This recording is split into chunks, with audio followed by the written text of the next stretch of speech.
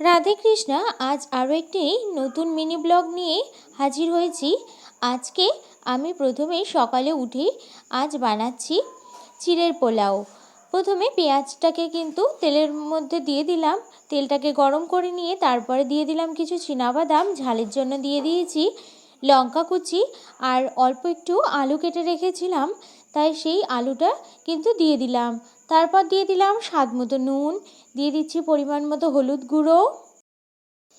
সব কিছুকে একটু ভাজা ভাজা করে নেওয়ার পর তারপর দিয়ে দিচ্ছি টমেটো কুচি। এইভাবে করে খুব কিন্তু ভালো লাগে চিড়ের পোলাও, আমি এইভাবে করে বানাই।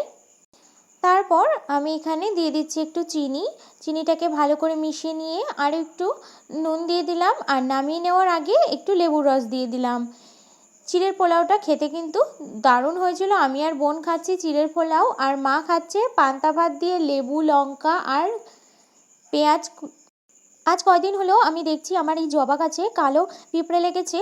এই পিঁপড়েগুলো দেখো কি অবস্থা করেছে গাছটার, কতটা কুড়ি এসেছে, কি সুন্দর হয়েছে গাছটা, তবুও পিঁপড়েতে পুরো একদম শেষ করে দিচ্ছে। তার জন্য আমি পিঁপড়ে মারা এখানে একটু স্প্রে করে দিই।